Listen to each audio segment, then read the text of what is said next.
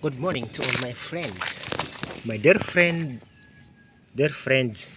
So, nakakita ako nito sa aking silihan, mga kaibigan. Nagulat lang ako. So, yan po mga kaibigan, no? Ibang klase din po siya. Sili siya, pero nagbi-blur kasi yung cellphone ko pag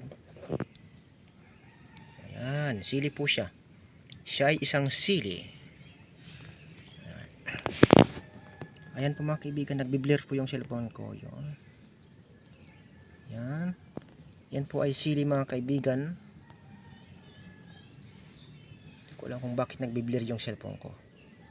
So yan. Siya ay sili. Pero bakit mayroon siyang maliit na sili na nakatiklop pababa, pailalim. Maliit lang po siya mga kaibigan. Lapit natin yan. Nag-blur po yung cellphone. Yan. So, nice. Napakaganda naman niya. Ngayon lang po nakakita nito mga kaibigan. Nakita na ako minsan kasi ng sili na dalawa. Isang suhi lang pero dalawa ang bunga. Isang tangkay, dalawa ang bunga. Tapos isang tangkay, nagdalawa. Yun lang po nakita ko noon mga kaibigan. Pero hindi ko yun napapansin. Ngayon po kasi may cellphone na. Uso na po ang cellphone. Kaya yan. Pinakita ko. This is true. Okay mga kaibigan. Time out muna po tayo. Thank you. Kaibigan, meron lang akong ipapakita sa inyo. Ito ay money tree or money plant. So, ayan po mga kaibigan. Ayan. So, did you see that? Tama ba? Nakita niyo po ba ito mga kaibigan? Ayan, itong dahon na ito. Hindi po ito fake. Hindi ito fake. Nagbi-blur po kasi yung cellphone ko. Ito ay dahon naman ng money tree na nakita ko. Money tree or money plant. Ito po yung dahon niya na kakaiba nakita ko. Nakakita na po ako ng dati. Nasa gitna pa yung hati po mga kaibigan. Nung kinip ko,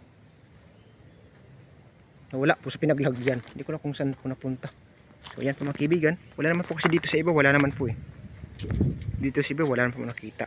At saka nakakita na rin po ako ng 8 dahon yan. 3 times na po ako nakakita ng 8 dahon yan. Isang ano lang. Pak lang. So isa pa po mga kaibigan. Ayan. Aloe vera ko. Yan o. Ito po mga kaibigan o. Ayan. May sangal pa siyang ano.